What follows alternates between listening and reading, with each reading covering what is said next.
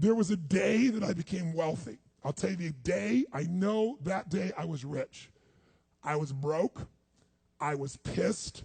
I was angry at everybody else but who? Myself. But really underneath it, I was mad at myself. I just couldn't beat myself up anymore, so I was pissed. And I had a friend that I loaned money to when I had barely enough, and I knew he needed it. And I gave him $1,200, and I'm here not able to eat. I'm down to like $25, $26. And I'm saying to him, calling him, and he's not returning my call. And I just need some money, and he's ignoring me. I didn't ignore him then, so I'm pissed. I'm frustrated. In the midst of all this, I'm also pragmatic. I got 25 and change, call it $26. What the hell am I going to do? I don't have any plans for economics. I got overhead that's crazy. I'm living in this little tiny apartment, 400 square feet in Venice, California. So I thought, okay, when I was totally broke early on when I was 17, I used to save my money up and go to the smorgasbord and load up for Christmas, load up for the week. So I said, I was in Venice. I'm going to go over to Marina del Rey where all the yachts are, and there's a place there called El Chorrito. And I'm going to go. They have an all-you-can-eat smorgasbord. I'm going to load up for the winter. I'm going to get there. So I didn't drive there because I wasn't going to spend the gas to get there. Plus, I needed to walk. So I walked there. And I go in. I'm not dressed really great, but it's Marina del Rey. It's okay. And I got a place right by the window, and I can see these yachts going by. And I'm dreaming of what life could be like. And I'm starting to let go of my anger, and I'm starting to focus on what I want instead of what I don't want. How many followers say I? And that shifted me just a bit. And now I'm eating, which shifted me a lot. And I got this giant plate stacked up. And I don't know what the amount was. It was like, whatever it was, $6.95, $7.95, right? So I'm going to do this. I could probably do this 3 or 4 times, right? Somewhere in that range. As I'm finishing my meal, this little boy comes in, dressed in a little suit. I honestly don't know how old he'd be. Probably in the 3rd grade, so maybe 8 years old, 9 years old, something like that. And he was so adorable. And he opened the door for his mother. And his mother was an attractive lady. And he came over and he pulled out the seat for her, and she sat down. And she was a pretty lady, but as pretty as she was, I was totally obsessed by this boy. He had presence at 7 or 8 years old. And it moved me. I don't know why, it moved me. And I thought, this kid is like pure.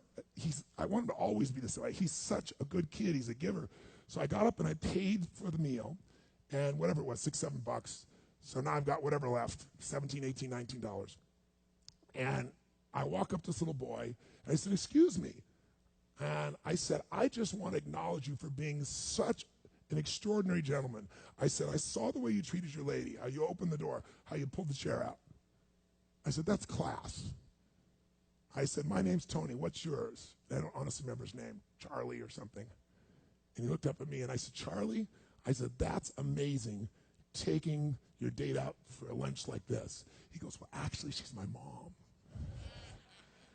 And I said, that's even more cool. And he said, oh, but I'm not taking her lunch because I think he said he was 8. I said, oh, yes, you are. And I had no plan for this. I just reached in my pocket. I took all the money I had left, $17, $18, $19, and I put it on the table. I said, you're taking her to lunch. He looked up at me and he goes, I can't take that. I said, sure you can. He said, why? Because I'm bigger than you are. And he smiled real big, and I didn't even look at his mom. I just turned and walked away. And I didn't walk out of that door. I flew home. I should have been freaking out. How the fuck am I going to eat? But I didn't. I flew because something inside of me had finally got past scarcity. I finally realized there's something inside of us more than our limits, especially around this thing called money that I had let terrorize me. And I got home, and the mailman came that day, and I had no idea how I was going to have my next meal. And a letter comes, and it's from the guy I loaned the money to. A handwritten note saying, I've been avoiding you. It's wrong. I'm so sorry. You were there when I needed you. Here's what I owe you plus a little bit more. And the $1,200 was there, plus another $100 for the time that I had to take care of it. And for me, $1,300, that was enough to run my show for a month or 2. And I cried. And then I decided, what does this mean? And I thought, this means that whenever you give, it's always going to come back, so you don't have to ever think about that again. Just give. And the rewards will be greater than you can ever imagine. I don't know if that's coincidence, but I decided to believe that day was a blessing when I became rich. And I can tell you honestly, I've had tough days in my life, economically, emotionally, like all of us. But I've never gone back to that scarcity. I never will. The secret to living is giving. Do it when you don't have it, and I promise you, scarcity will leave your life.